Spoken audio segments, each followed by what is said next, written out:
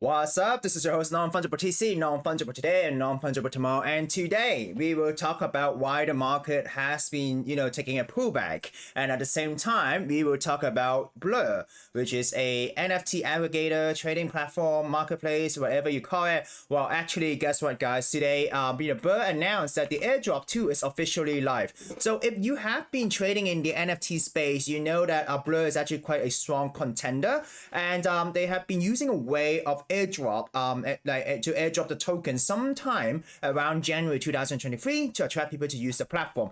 So in today's episode, we'll talk about how you can claim your airdrop. Unfortunately, I only have one, so I only claim one, but I will walk you through how it works, okay? So BLUR Airdrop 2 is officially live. Our second airdrop is 10 times larger than the first. You have 14 days to claim by placing a bid on BLUR. So in order to claim your airdrop, you have to place a bid, okay?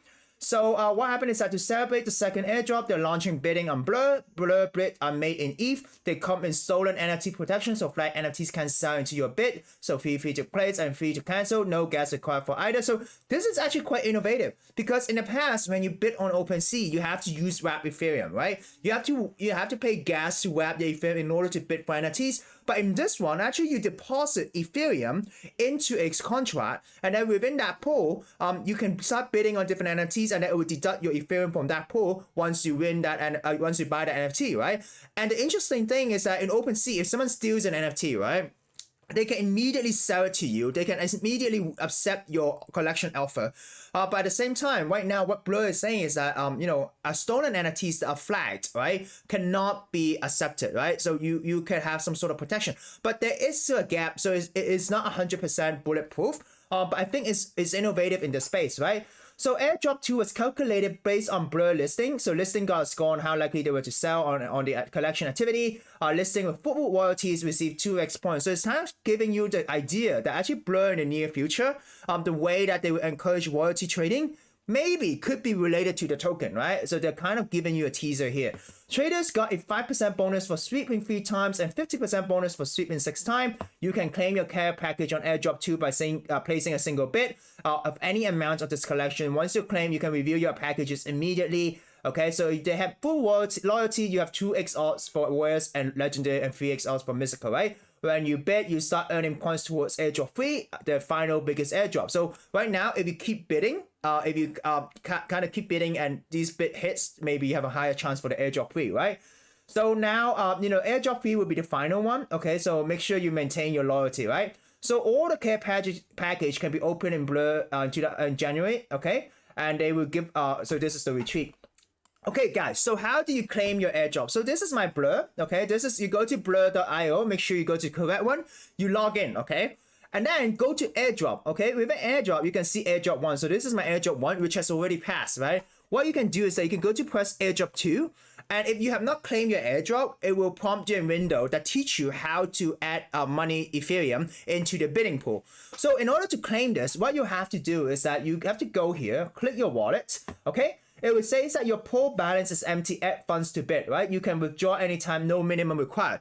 So if you just want to claim the airdrop, you don't want to bid anything, what you can do is that you can go here and then select like 0.001, right? You can just insert Ethereum into here. So what will happen is that it will ask you to pay a gas fee. So it is an on-chain transaction. So it will deduct 0.001 Ethereum from the wallet, and then it will show up the pool balance to be 0.001, okay? So after that, what you can do is that after you add this to the pool, it will be a signed MetaMask transaction. What you can do is that you can go to the collection, go to any collection you want. For example, Clone X, right? Go here, go press bid, okay? Place collection bid.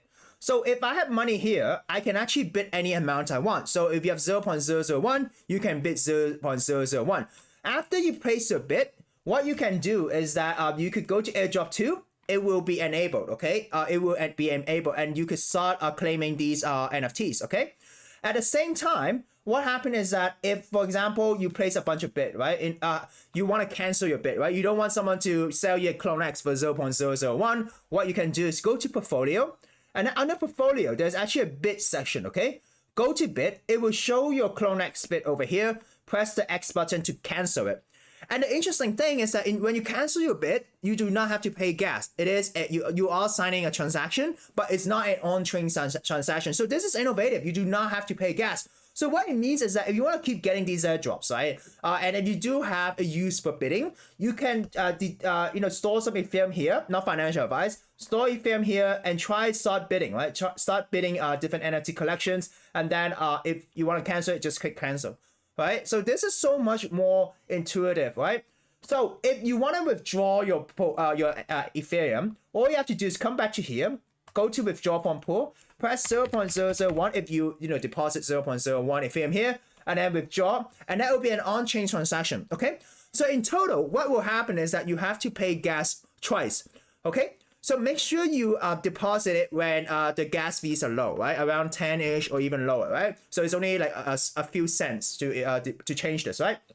So in total, if you want to just claim like deposit, withdraw, you only have to pay gas fee twice. Okay. But in terms of bidding stuff, this is actually quite helpful. This is actually very innovative, okay? And I think definitely they are showing innovation and they're using this way to show loyalty, okay? So that's it, guys. Moving on to traditional markets, okay? So if you look at the traditional market, the Asian market is actually kind of mixed, right? It is, the Chinese market is kind of going up because there is rumors that the Chinese government is going to start easing COVID lockdowns starting tomorrow. There's actually a press conference tomorrow.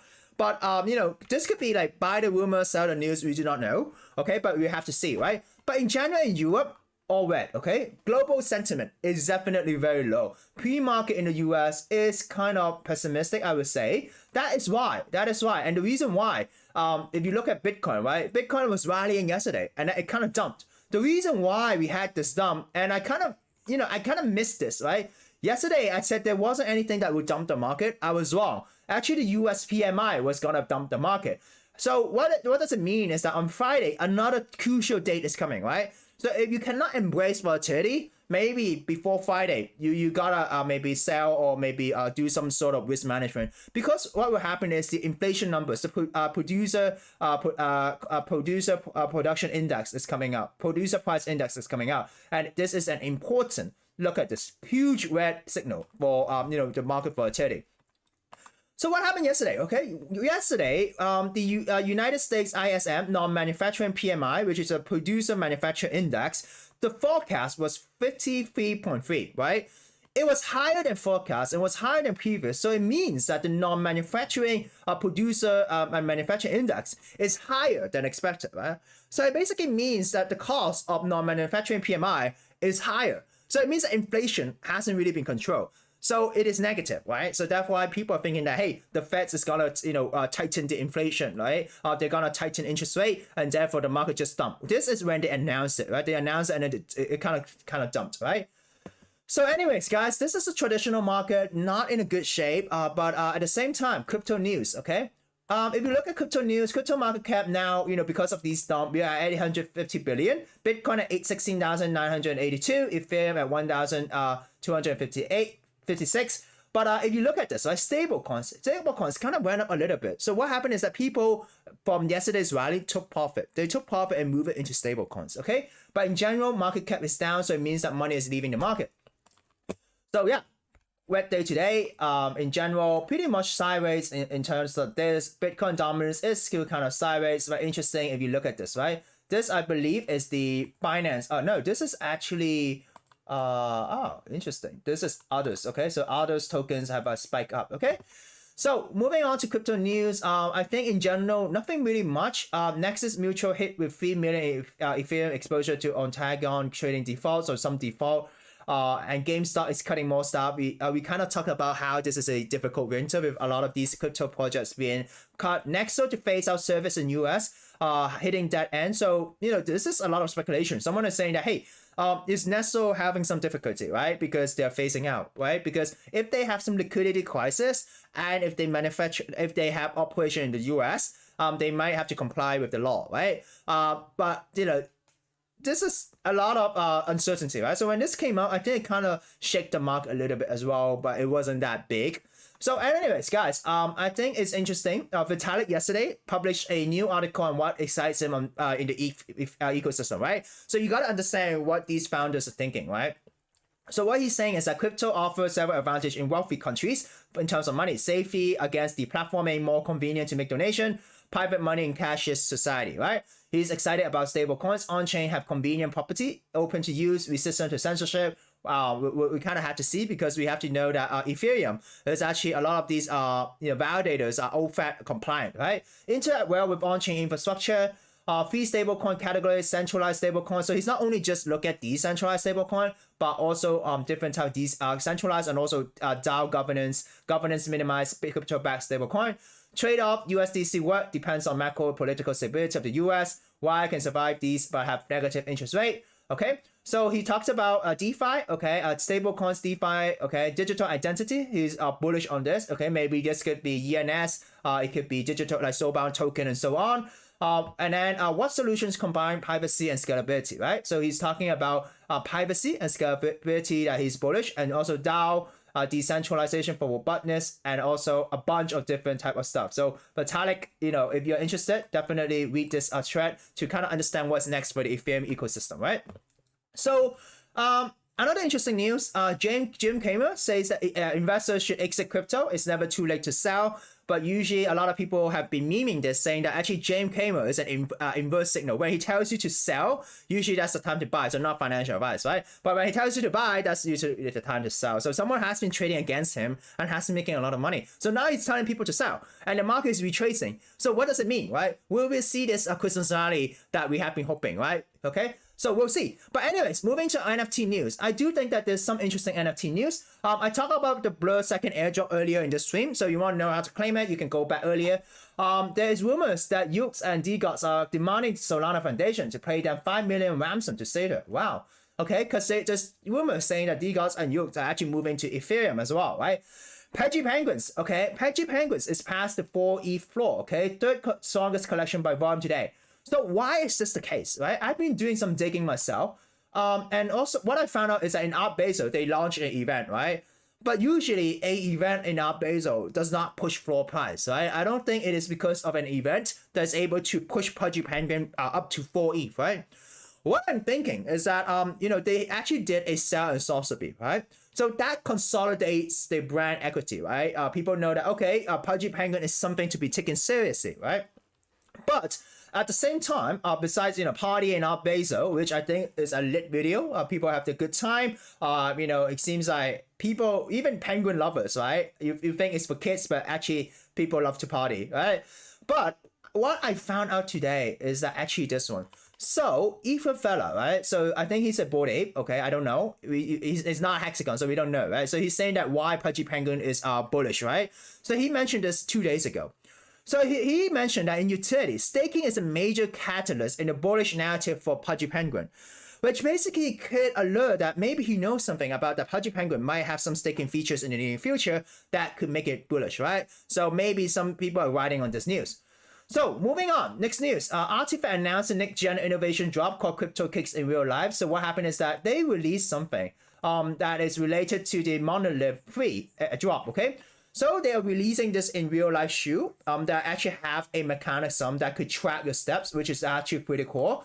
So if you look at this, this is, I think, this automatic shoelace. So it ties the shoes automatically, right? So you don't have to tie your own shoelace. And at the same time, it has a light in the bottom, which is related to some sort of sensor, right? So it's motion sensor. So at the same time, they actually have an NFC over there, which is a chip that could do some sort of tagging when you enter some place. I don't know, or you can scan it on your phone to link it with your NFT. But what's interesting is that they have motion sensor in the bottom, so that if you want to do some sort of walk to earn, right? Sports to earn sort of stuff. Actually, Nike is already paving the way for this, right? With this drop, okay? Look at this, right? They are paving the way for this. So I think this is a really cool shoe.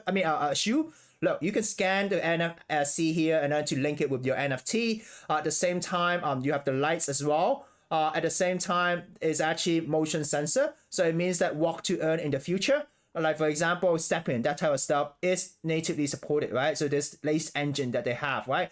App connectivity, AI, algorithm, NFC link, and move to earn. So it means that Artifact is just the beginning, right? Artifact is no longer just a profile picture project. they might be entering into move to earn. So they might, not financial advice, have their own token, right? So I think this is the biggest alpha takeaway from this, right? It means that they're building this, but due to advanced tech and product regulations, product can only be shipped to the US. So that's why today for CloneX, you see a lot of FUD related to CloneX. CloneX holders are furious, right? So what happened is that, so basically, if you're unaware of what's going on, basically the Monolith 2 has changed the mint pass for the shoe that you just saw, right? But you have to pay with only a slightly discounted rate to the public mint. So so even though some people bought the monoliths for over 8K, right? Worst part is that they're only available in the US, meaning anyone outside cannot have them delivered. This is unacceptable, right? So I think, personally, I think it makes sense to buy the shoe because of the technological advancement. When you buy a Nike shoe, you don't expect to get a free Nike shoe just by owning an NFT, right? You have to buy a shoe, but it could, but the problem is maybe the communication could be done better, right? Maybe the communication could but with crypto, with NFT, they always like to be mysterious. So how can we do that, right?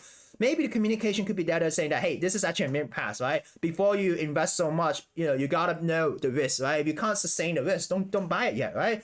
But the biggest problem is that the shoe cannot be shipped outside the US, right?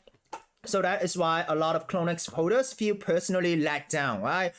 So that is why they are disappointed with paying a lot for the shoe. US only and not informing holders earlier, and Monolith opening excitement is now gone, right? So they try to be positive that they can hit bigger Monolith free.